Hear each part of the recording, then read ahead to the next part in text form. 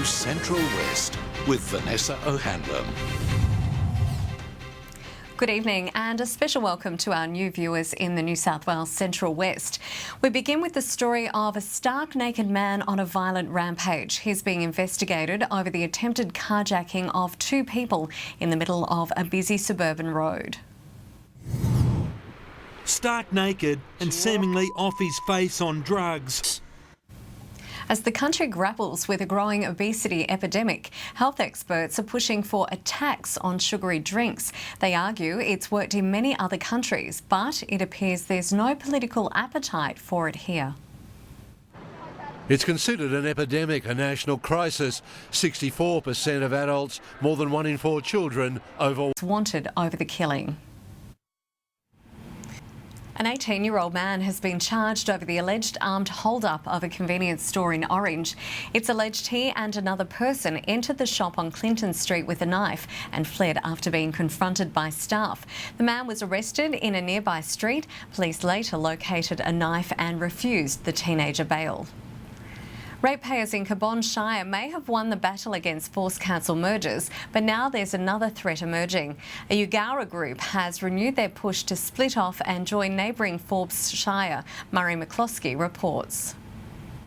Eugowra is a district split by a line on a map. Half of it, including the town, lies within Cabonne, the other half within Forbes Shire. Murray McCloskey, 9 News. Families impacted by the Sir Ivan fire near Dunedoo have received some much-needed relief. More than 700 trucks rolled into town delivering hay bales to affected farms. Kelly Haywood has the story. It started with a Facebook post asking for help and soon turned into a massive relief effort for bushfire-hit farmers. They do. Hundreds of people have pitched in to help their fellow farmers, giving up money and rural resources crucial to their own farms and businesses. Kelly Haywood, 9 News. An historic day for the Central West with Fly Corporate's Brisbane to Orange flight touching the tarmac for the very first time. The new flight path signals an exciting time for local tourism and business, and passengers say they're pleased with the service. We even had champagne breakfast as the inaugural flight. So wonderful, really great service for Orange. There will be 5 direct flights a week, giving Central West locals a new and faster way to get to the Sunshine State. For the first time, the New South Wales Court of Appeal has held sittings in the Central West. The one-day hearing dealt with a backlog of cases. Acting Chief Justice Margaret Beasley says it's a significant moment. With so many cases, it's expected the court will return to the bush. Thong throwing and bush races can only be experienced at one event, the Wattle Flat Bronze Thong. It's been 4 years since the event was last held, but the committee has now returned it to its former glory. Brittany Hughes reports. It's been a favourite on the bush calendar for the past 34 years. People come to Wattle Flat from all over to see who can throw a thong the furthest. Brittany Hughes, 9 News. In the news ahead, 9 News joins police as they stage one of the single biggest RBT operations ever seen in Sydney. A 55-year-old man beaten with a hockey stick, but why does his alleged attacker say he's the victim? And all the action from the Newtons World Cup opening round.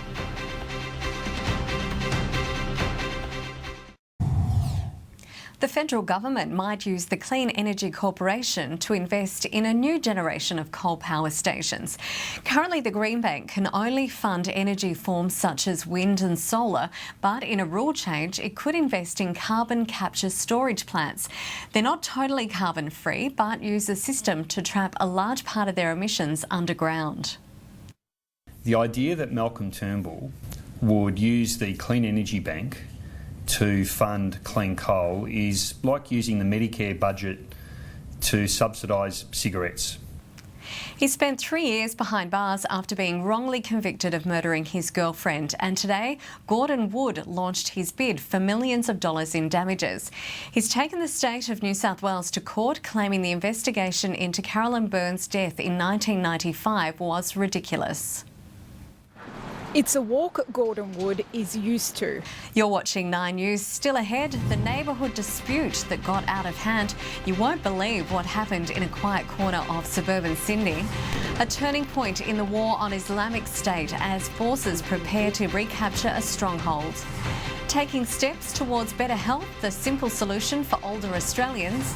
And what goes up must come down, a picture-perfect mission for SpaceX.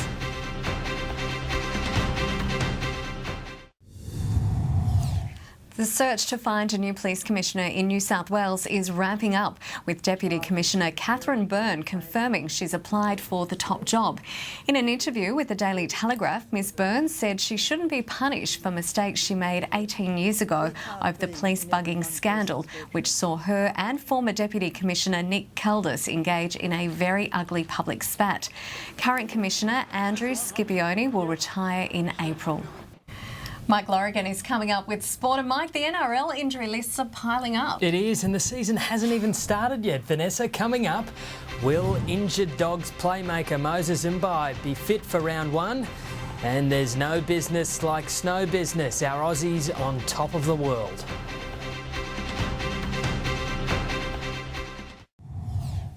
It's been nearly a year and a half since Ivan Cleary officially coached the Panthers, but this year his influence will be strong.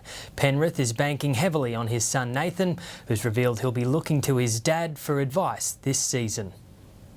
Not long out of the classroom himself, Panthers rookie Nathan Cleary went back to school today. Sweden's Moritz Rönnfeldt has scored a double on Mount Panorama, winning the first World Cup qualifier in downhill skateboarding and setting a new track record. Murray McCloskey reports. The final day of the opening round of the Newton's World Cup had plenty of bone-crunching action. Lithgow City Raceway is about to undergo a huge facelift, with karters from across the state taking a last spin on the old surface. Aggie Bradshaw has the details. Lithgow's kart track has been a popular venue for drivers since the 60s. League's biggest names. Now that's it for sports. Stay with us. Coming up after the break, Gavin Morris has all your local weather details.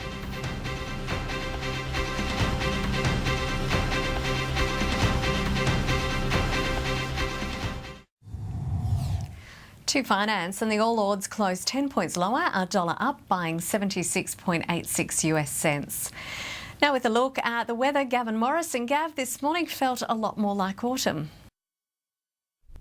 Good evening. Thank you, Vanessa. Yes, a real change in season in the air. Clear and cool. A lovely crisp morning to kickstart the day. A break from the heat, very much needed right across the region, from the Riverina all the way to the Western Plains and over the tablelands as we begin with today's temperatures. Let's take a look at the rain over the past 24 hours. That whole system largely skipped over us. We didn't receive much at all. Solid falls throughout northern New South Wales, 60 to 90 millimetres from that big band of storms that moved through. Big rain now falling right throughout the Gulf country as Tropical Cyclone Alfred is born. Still a weak system but growing, and is connected to the low that is sitting over the southeast. That's propelled north all of that cold air, producing the first snow of the season across the Alpine districts, but largely clear blue skies right across the majority of New South Wales, the Riverina and the Western Plains. There's another system closing in on the west, so getting a taste of the change in season also will be the Southwest Land Division and Perth throughout tomorrow. We're under the spell of this slow-moving high. It's creeping its way out over the Tasman. Light variable winds locally as Alfred sits over the Gulf country trying to get stronger.